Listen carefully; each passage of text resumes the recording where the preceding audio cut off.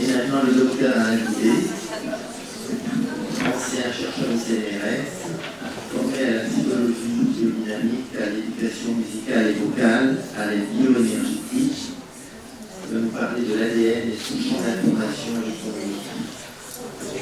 Bonjour. Alors d'abord, je voudrais remercier la famille Agrapar et Philippe Goudet pour m'avoir invité à partager mes recherches et les connaissances que j'ai acquises. Et également pour votre accueil extrêmement chaleureux. Merci beaucoup. Et merci à vous d'être là. Et ce que je vais vous présenter, en fait, c'est des recherches que je fais et que j'ai été donc chercheur au CNRS, et ce que j'ai conservé disons comme habitude, c'est d'aller chercher les sources. C'est-à-dire que j'aime bien aussi dans la chromatothérapie le sérieux, la rigueur. Et bien c'est ce que j'essaye aussi de faire, c'est-à-dire que ce que je vais vous présenter, ce sont les recherches de chercheurs dont je suis allé chercher les sources et les écrits scientifiques. Donc, d'habitude, je fais une conférence sur les réseaux énergétiques des lieux sacrés, et donc c'est la première fois que je présente ce sujet. Je dirais essentiellement, ça concerne que les organismes vivants émettent de la lumière. Donc, vous vous intéressez à la lumière reçue. Là, on va voir que les chercheurs se sont intéressés à la lumière émise par les organismes. En fait, c'est quelque chose qui n'est pas surprenant, puisque tous les corps chauds émettent des rayonnements calorifiques, infrarouges, et que tout le monde a plus ou moins entendu parler des caméras infrarouges qui permettent de faire des images, même quand il n'y a pas de lumière visible, nécessairement d'infrarouge. Mais il y a une grande différence entre la lumière infrarouge et ce que je vais vous présenter, c'est que cette lumière infrarouge, elle est incohérente. Ça veut dire quoi? Ça veut dire que si c'était des instruments de musique qui émettaient cette lumière infrarouge, eh bien chacun joue pour son compte. Mais il n'y a pas un ensemble coordonné, cohérent. Et donc là, je vais parler de lumière cohérente. Un des premiers chercheurs qui a émis cette théorie, enfin c'est pas théorie à expérience, c'est Alexander Gurevitch, qui est un chercheur russe. Il y a beaucoup, je vais citer beaucoup de chercheurs russes en fait, qui ont, puisque vous voyez c'était dans les années, en fait c'est en 1922, qu'il a observé les cellules d'oignon en cours de division. Alors je m'adresse spécialement à Anne pour lui dire que oignon, il n'y a pas de faute d'orthographe. C'est juste une parenthèse pour dire qu'il existe une réforme de l'orthographe depuis 1990 et que certains mots ont été corrigés mais que personne ne l'applique. Voilà, moi je l'applique. C'est tout. Je referme la parenthèse. Alors, qu'est-ce qu'il a observé? C'est que pendant ces cellules qui se divisent sur une tige d'oignon, il met des plants d'oignon à côté et il voit qu'ils sont influencés par la division. C'est-à-dire qu'il y a quelque chose qui est émis de ces cellules en division mitotique et qui influence les autres. Et quoi? Alors, il a fait des expériences, il a mis des fenêtres entre. Et il a vu que s'il mettait une fenêtre en verre, ça passait pas. S'il met une fenêtre en quartz, ça passe. Donc pour lui, ça veut dire que ce sont les rayons ultraviolets qui transmettent l'influence. Donc d'une part, les organismes émettent ces rayons ultraviolets, les oignons, mais d'autre part, ces rayons influencent les autres cellules. Ensuite, alors, d'abord, je voulais vous dire aussi que si vous avez envie de noter, etc., vous pouvez bien sûr, mais que vous pouvez aussi retrouver l'ensemble de ce que je vais dire dans cette conférence, et même beaucoup plus, dans mon site internet. Alors, de temps en temps, vous allez voir apparaître ici, là, le titre d'un des articles que j'ai mis sur mon site internet dont je vous parlerai à la fin. Donc vous pouvez le retrouver, tout un ensemble d'articles sur l'ADN. Le deuxième chercheur que je cite parmi bien d'autres, c'est quelques-uns parce qu'il y en a beaucoup en Russie qui ont fait ça, c'est le professeur Kaznachiev, vous voyez, mort récemment en 2014, qui a fait énormément d'expériences, peut-être 10 000 ou 12 000 dans ce domaine. Et voilà, il a pris des cellules, une culture de cellules, et puis une autre, du même tissu physiologique, et avec aussi une fenêtre de différentes natures, en verre ou en quartz par exemple, et s'il perturbe une des cultures, par exemple en mettant un virus ou en mettant du poison, eh bien l'autre aussi va être influencé alors qu'il n'y a aucune... Il prend souvent des tubes en fait scellés qui fait qu'il n'y a aucune possibilité de transmission chimique. Et eh bien la deuxième culture est influencée uniquement si la fenêtre est en quartz, donc par les rayons ultraviolets. Je peux préciser que pour que ça marche, il faut quelques heures, mais si possible 48 heures, et évidemment que ça soit dans l'obscurité, pour qu'il n'y ait que la lumière émise par l'organisme qui intervienne. Alors un autre chercheur qui a énormément travaillé dans ce domaine, là c'est en Allemagne, Fritz Albert Popp, né en 1938, et qui a fait beaucoup d'expériences dans les années 1980. Alors je voudrais quand même préciser, ce matin le docteur Agrappa disait que la médecine ne reconnaissait pas le côté énergétique. Eh bien, de la même façon, ces chercheurs ne sont pas reconnus par l'académie. Ce sont ils ont travaillé dans l'académie. Albert Popp, il a travaillé à l'université allemande, mais je dirais malgré ses collègues et malgré son autorité, malgré les autorités. Alors lui, qu'est-ce qu'il a fait? Il a mis des organismes vivants dans le noir et il a bénéficié à son époque, dans les années 80, de nouveaux photomultiplicateurs qui permettaient de recevoir, de capter des photons avec beaucoup plus de sensibilité que ses prédécesseurs. Et il a montré que la plupart des organismes vivants, mais après d'autres ont montré avec des capteurs sensibles, encore plus sensibles, que c'était tous les organismes vivants qui émettent de la lumière. Mais là, c'est pas que de l'ultraviolet, c'est l'ultraviolet et tout le spectre de la lumière visible.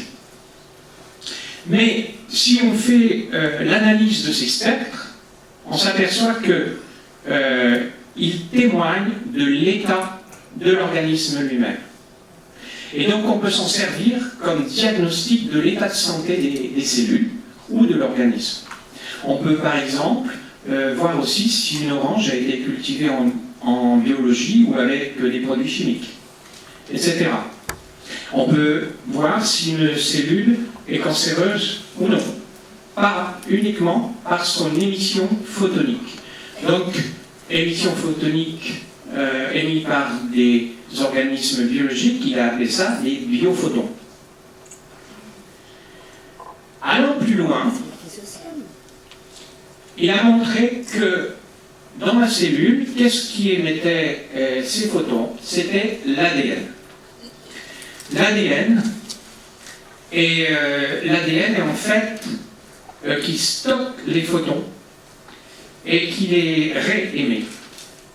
Alors peut-être qu'on va préciser un petit peu de quelle façon, mais toutes les cellules ayant de l'ADN, et plusieurs, puisque chaque chromosome a de l'ADN, l'ensemble donne un champ photonique qui baigne tout l'organisme.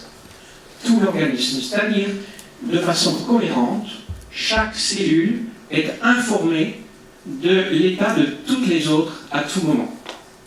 Donc ça c'est quand même assez, c'est pas nouveau, mais en même temps par rapport à ce qui est enseigné à l'académie, c'est nouveau. L'information, on rentre dans l'idée d'information. Donc non seulement les organismes émettent de la lumière, les autres la reçoivent, mais avec des informations. Donc je vais beaucoup parler d'information. Et peut-être je vais rappeler quelques caractéristiques essentielles de l'ADN. D'abord, pour vous dire que l'ADN, il n'y a pas longtemps qu'on le connaît, puisqu'on n'était pas capable de voir les éléments microscopiques, et qu'il a fallu attendre 1820 et l'invention du microscope à lumière pour déjà savoir que les organismes étaient faits de cellules. Donc, par exemple, les cellules végétales, on a pu voir qu'elles avaient des noyaux. Et puis, ensuite, on a regardé au microscope ces noyaux par exemple, pendant la division de la cellule en deux cellules filles. Et vous savez qu'au microscope, on ne peut pas voir facilement des cellules si on ne voit pas des techniques particulières. Dans ce cas-là, il faut mettre un colorant. Un colorant, donc quand on colore, eh bien, les chromosomes retiennent la couleur. C'est pour ça qu'on les appelle des chromosomes.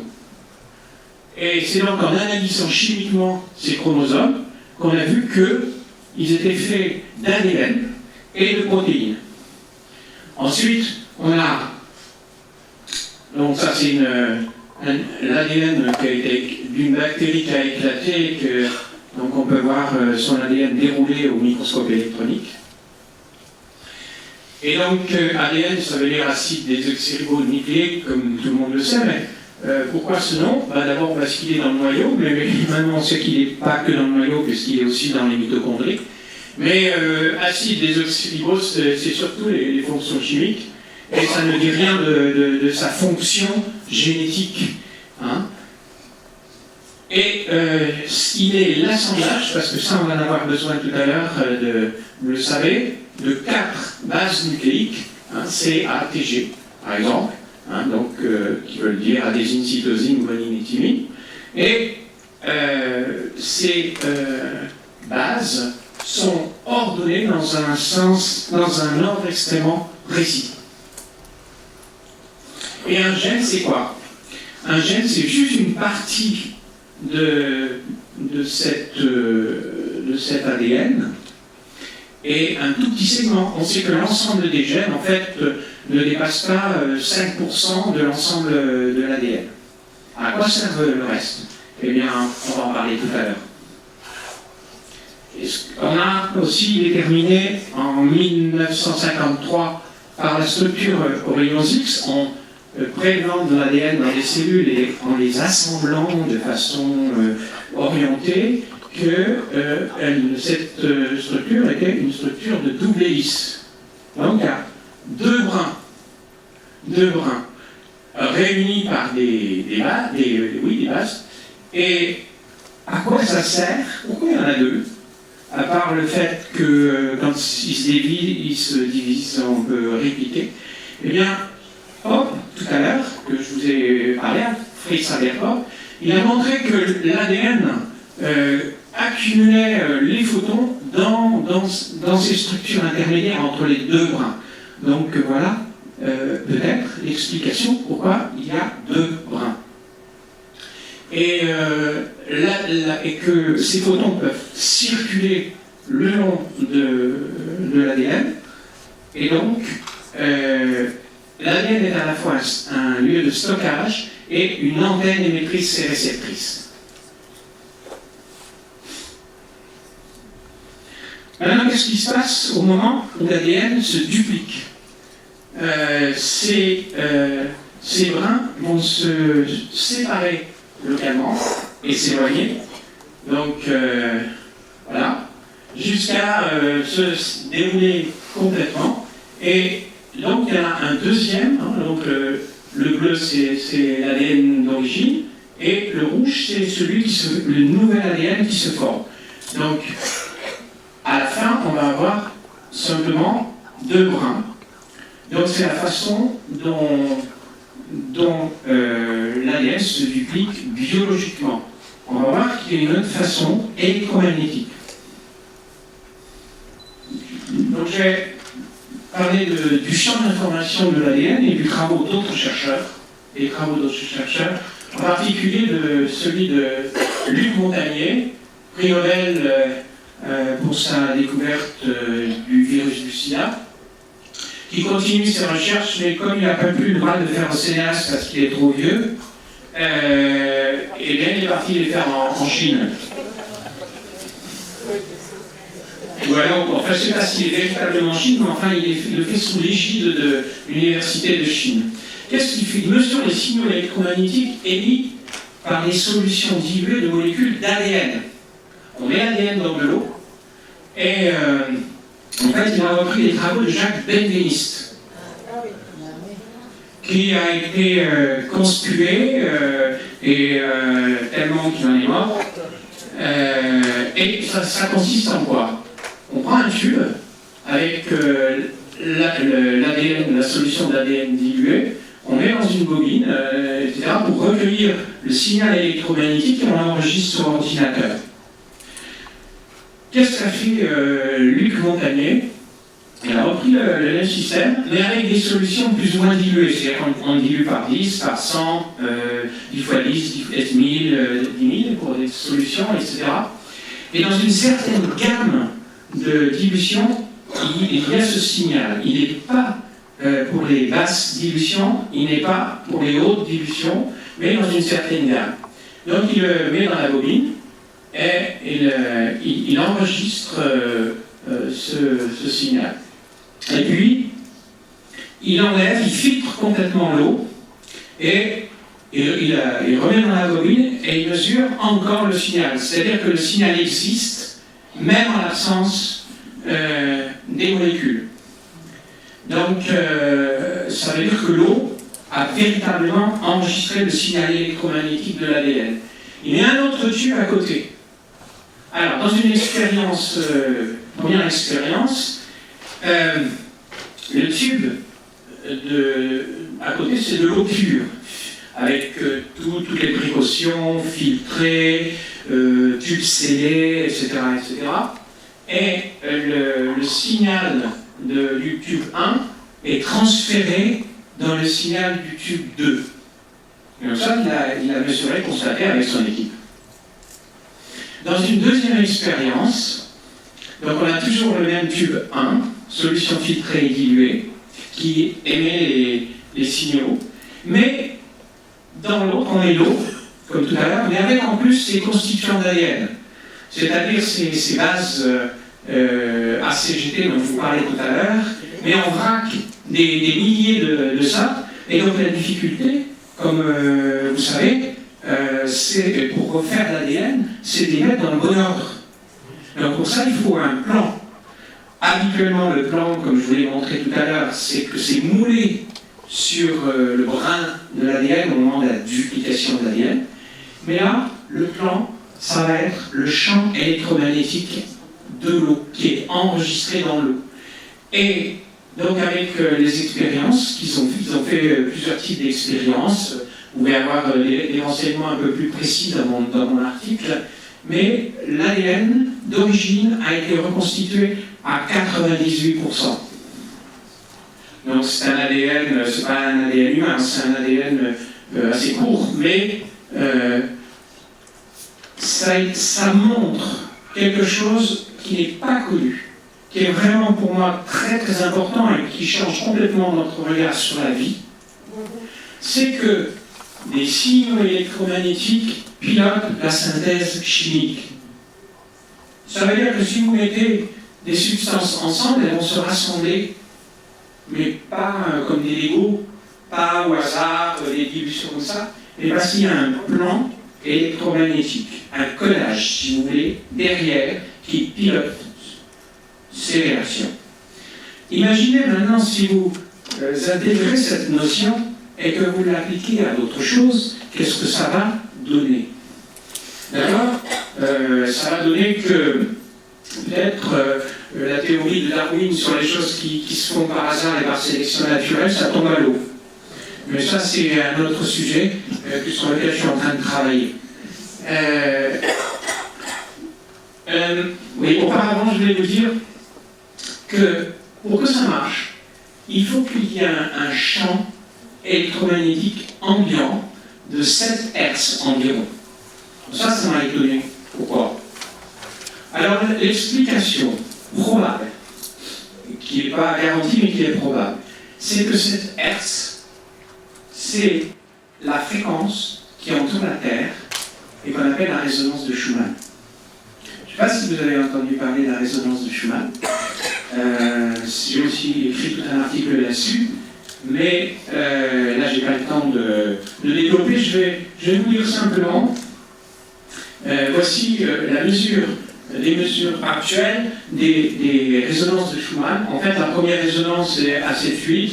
Vous voyez qu'il y a des harmoniques. Hein, mais, bon, ça c'était en 3 mars 2017. C'est mesuré en permanence et dans plusieurs endroits de la Terre. Donc on est sûr que, je le dis parce qu'il est de bon ton dans certains milieux spirituels de dire que la résonance de Schumann a augmenté, que ça montre le changement de vibration de la Terre. Peut-être que la vibration de la Terre change, mais en tout cas, c'est pas dû à la résonance de Schumann. Alors revenons maintenant au plan directeur des réactions chimiques et appliquons ça aux origines de la vie. Vous savez que la vie, pour qu'elle existe, il faut qu'il y ait de l'ADN, donc des protéines d'abord, donc des acides aminés et des enzymes. Donc la théorie qui est admise actuellement et qui a été inventée par Oparin et Aldan dans les années, je ne sais plus, de la soupe primitive en 1930 ou 40, je ne sais plus, 48 je crois, c'est que les acides aminés et l'âge nucléique ont été formés par des réactions chimiques à partir de vapeur d'eau, de gaz carbonique et d'azote, par des éthers, au hasard.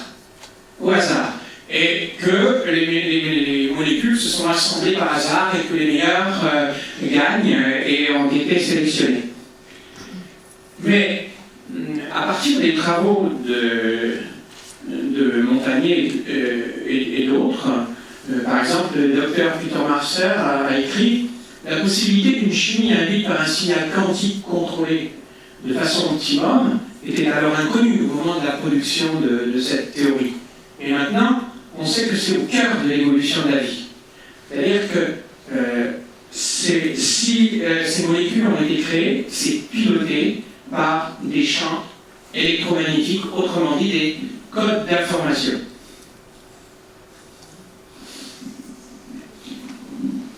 Alors, allons plus loin. Là, on va aller dans des choses encore plus bizarres. En particulier par ce chercheur un Chinois, né en 1931, et qui a fui la Chine au moment de la révolution culturelle et qui est allé en Russie. Il a fait ses travaux essentiellement en Russie. Il a inventé un dispositif qui s'appelle le biotron, qu'il a breveté, et qui permet de transférer un signal électromagnétique d'un organisme vers un autre organisme. Alors lui, il prend des œufs, il utilise pour ça une onde électromagnétique de haute fréquence qui passe à travers un organisme qui enregistre le code génétique de cet organisme, et après ça passe sur un autre organisme et ça transforme son code génétique. Donc vous voyez, c'est quand même un haut risque éthique, mais ça vaut le coup de voir ce qu'il a fait pour comprendre ce qui est possible et comment les mécanismes de la nature fonctionnent. Donc par exemple, il a fait passer une onde sur du blé et l'a envoyée sur les plants de maïs. Eh bien, les plants de maïs avaient certaines, quand ils se sont développés, avaient certaines caractéristiques du blé. Par exemple, les épis avaient changé de forme et il y avait des tiges multiples.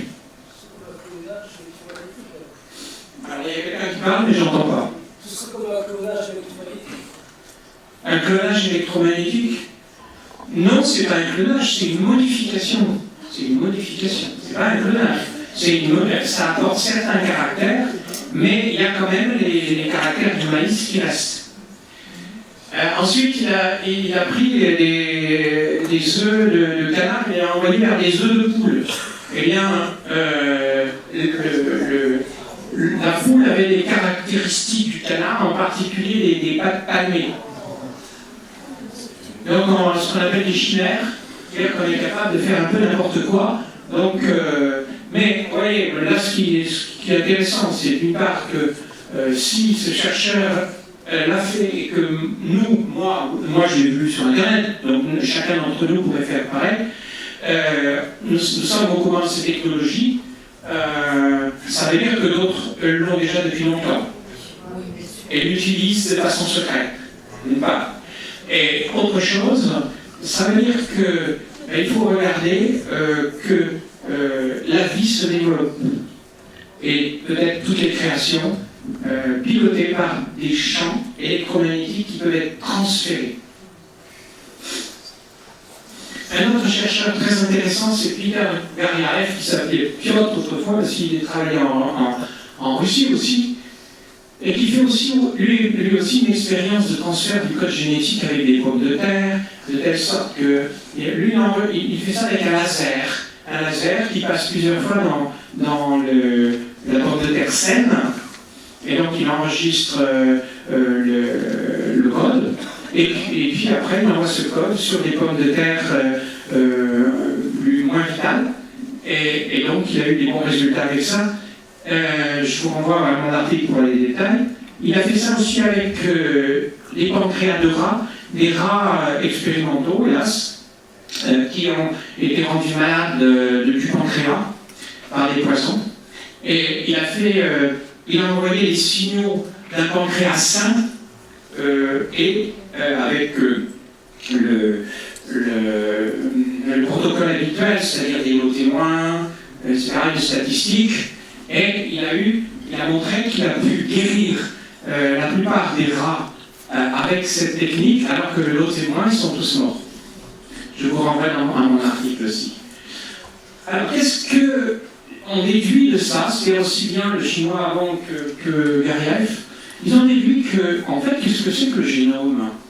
C'est pas simplement la molécule, c'est aussi le champ électromagnétique qui entoure la molécule, ou qui est diffusé par la molécule.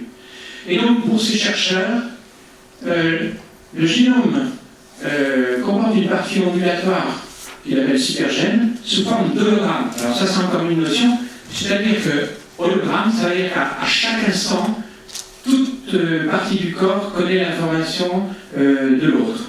Hologramme, c'est-à-dire qu'on a la connaissance globale instantanée. Et la partie moléculaire, elle, sert d'antenne. C'est comme si c'est le stockage de ce code, alors que la partie ondulatoire, elle peut être modifiée, et elle peut même modifier la partie moléculaire. Je vous invite à réfléchir sur ça. Si on envisage que les créations chimiques sont pilotées par des codes électromagnétiques ou d'autres champs, ça rejoint les traditions.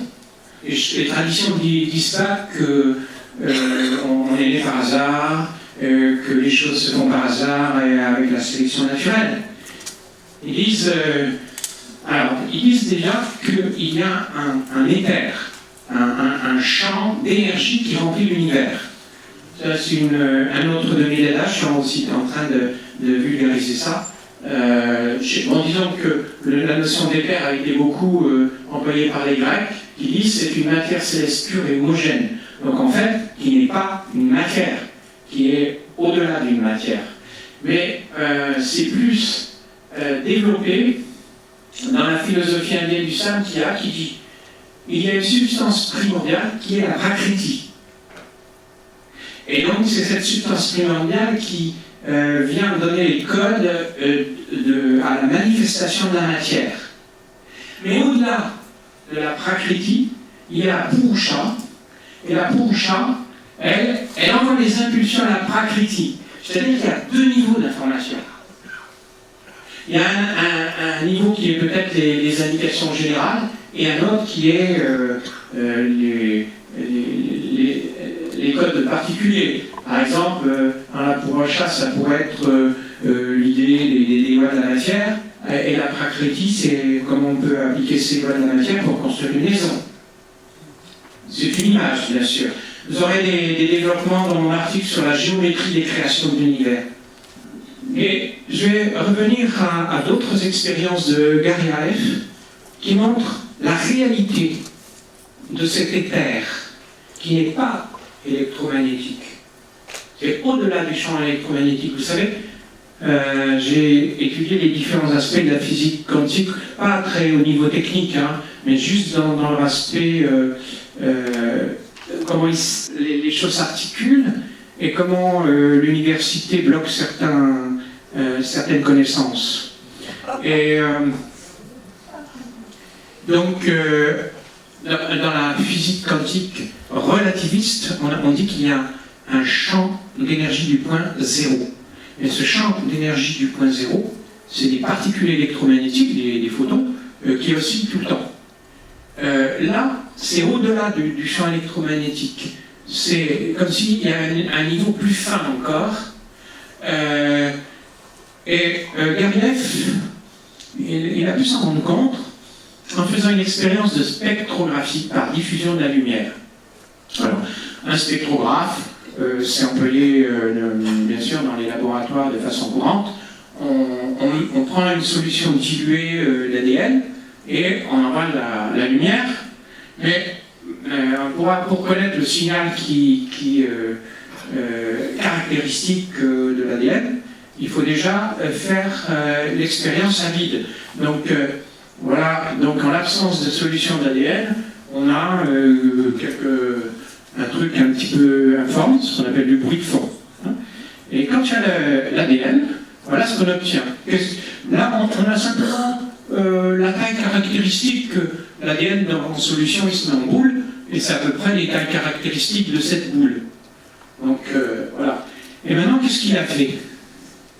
Il a enlevé la solution d'ADN, et puis il a remesuré la diffusion de la lumière.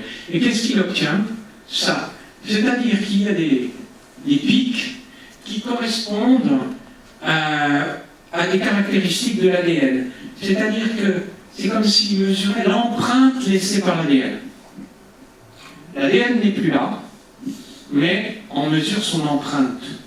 Et s'il y a une empreinte, hein, si vous marchez et que vous avez des empreintes de pas, c'est parce qu'il y a une substance qui garde cette empreinte. Donc il peut y avoir une empreinte que s'il y a une substance qui la conserve. Et donc cette substance, eh bien, c'est le champ d'énergie universelle au-delà du champ magnétique. Et Nikolai Kozyrev, qui a vécu en Russie en 1908 et 1983, qui a fait du goulag, et qui a beaucoup réfléchi et eu des visions. Et une fois sorti de prison, il a fait des expériences extrêmement nombreuses. Il a fait des expériences sur les corps en rotation, et en particulier sur les gyroscopes. Et il a montré que le poids des gyroscopes variait en fonction de la vitesse de rotation et en fonction de l'orientation par rapport au champ magnétique de la Terre. Et il a relié ça à l'existence justement de ce champ d'énergie universelle que le corps absorbe ou restitue lorsqu'il est en rotation. Et il a fait des tas d'expériences jusqu'à sa mort en fait, avec une balance de torsion qui tourne en fonction d'une force qu'elle reçoit chaque fois qu'il y a des phénomènes qui émettent ou reçoivent ces flux de champs de torsion. On les appelle les champs de torsion.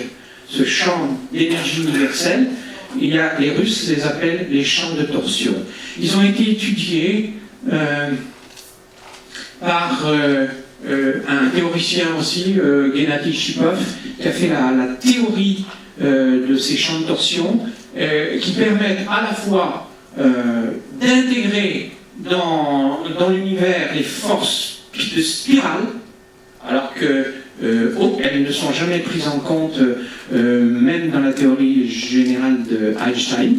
Donc en fait, la théorie de Shipov intègre les lois de la relativité générale d'Einstein et intègre les 4 forces fondamentales de l'univers qui dérivent de sa théorie. C'est pas le seul à avoir fait ce genre de théorie, mais disons que c'est peut-être celui qui l'a poussé de façon théorique le plus loin et de façon la plus cohérente, en lien avec aussi d'autres chercheurs russes comme Akinov et Kozyrev, déjà cité tout à l'heure.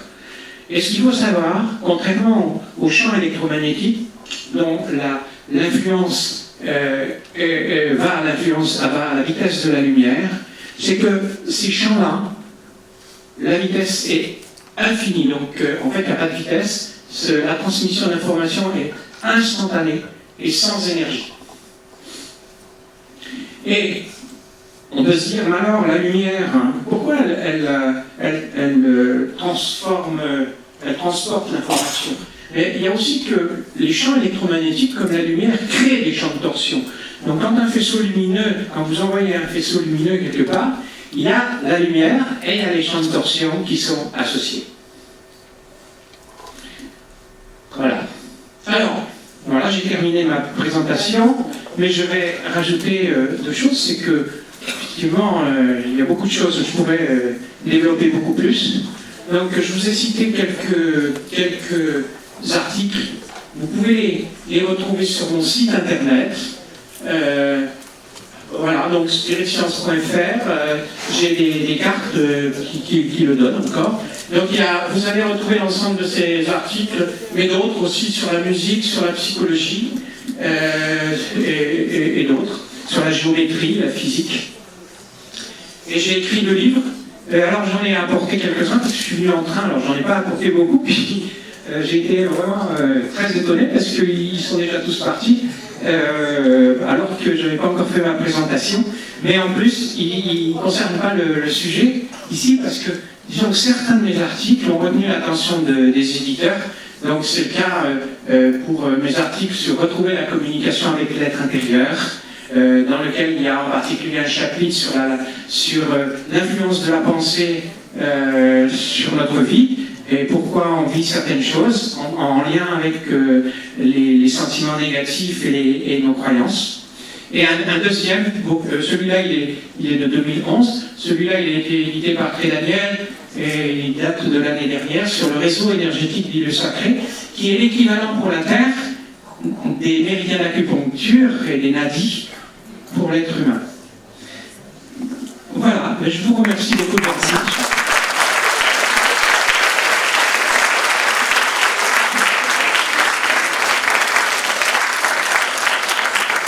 Merci d'avoir été aussi clair que possible dans votre exposé. Juste avant la pause, vous avez peut-être des questions à poser aussi bien à notre intervenant qu'à M. Burly sur l'ostéopathie. Voilà, je voudrais savoir si on envoie un code électromagnétique d'une cellule nerveuse saine, par exemple à quelqu'un qui a une paraplégie, est-ce qu'il y a un petit espoir qu'un jour on puisse l'améliorer?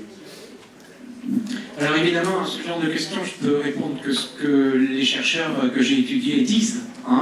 Mais ce genre de réponse, on ne peut pas avoir de réponse parce qu'il faut qu'il y ait des tests, il faut qu'il y ait une certaine statistique. On peut dire que oui, il y a des cas où ça a été fait. En Russie, Garyaev, il demandait qu'on envoie une photo de soi quand on était jeune et sain. Et oui, parce qu'il faisait ça aussi à partir des photos. Et donc, lui dit qu'il avait des résultats. Mais voilà, j'ai pas de garantie. Oui, nous en chromatothérapie, on est très intéressés par votre exposé, puisqu'on pense que la chromatothérapie, c'est avant tout une thérapie de l'information. Je voulais vous poser une question sur les ondes scalaires. Oui. Est-ce qu'on n'est pas justement dans votre champ de recherche? Alors, ce qu'on appelle des champs de torsion chez les Russes, c'est ce que le professeur Mel a appelé des ondes scalaires. Mais moi, pour le moment, j'ai pas encore trop étudié la littérature sur les ondes scalaires, parce que Ça prend énormément de temps. Je vais lire les écrits scientifiques dans le pas en russe, hein. Mais non. Donc je dirais que là où j'en suis dans mon enquête, parce que c'est des enquêtes que je diffuse sur mon site internet au fur et à mesure, moi ce que j'ai compris, c'est que les ondes scalaires, c'est la même chose que les champs de tension. Est-ce que ça peut suffire comme réponse? Oui. Parce qu'il y a une chose très intéressante au niveau des points d'acupuncture. On constate que la même énergie part en tournant autour des membres. Hein, si, on est arrivé à savoir exactement où sont passés les points d'acupuncture. Et on constate qu'il y a une torsade de circulation d'énergie. Une énergie identique. Hein. Voilà. Donc c'est. Oui, parce que. Moi non plus, j'ai pas travaillé sur les ondes scalaires. Pour ça, je posais cette question. Il y a une littérature très, très spécifique, même un scientifique ne comprend que le langage de sa partie. Parce que chacun a un formalisme différent. Donc il faut déjà s'habituer au formalisme. Bon, alors je le fais. Mais c'est vrai que les ondes scalaires. Sur le plan expérimental, c'est surtout Tesla qui les a étudiés, puis d'autres après. En Amérique, c'est Thomas Burden. Donc c'est des gens que je compte lire, mais que je n'ai pas encore fait. Mais pour en revenir à la torsade, je crois que c'est essentiel parce que c'est la base de la vie. C'est, d'après Kojèrev aussi, on ne peut pas imaginer un univers sans un mouvement spiralé de base existant, même sans la matière. Et ce que je peux vous dire, c'est que j'ai déjà fait des traitements en utilisant des circuits des ondes scalaires par les points d'acupuncture. Voilà. Mais c'est tout à fait débutant. Oui, Jean-Jacques Heller pour M. Goudet. Est-ce que vous connaissez ou vous êtes intéressé aux travaux de Joel Steinheimer sur la musique des protéines, la protéodie et les sons émis par les acides aminés lors de la synthèse? Tout à fait. J'ai même été en correspondance avec lui, je l'ai vu en conférence, j'ai été en correspondance avec lui. Et j'ai écrit dans mes articles sur l'ADN, il y en a 6. Le premier, c'est sur le code génétique, c'est ce qu'on apprend à l'université, mais vu de façon, je dirais, accessible à tous, pas avec un jargon. Le deuxième, c'est sur l'épigénétique. Et pour montrer que le code génétique, il ne s'exprime pas systématiquement, mais qu'il s'exprime en fonction de l'environnement et de notre histoire.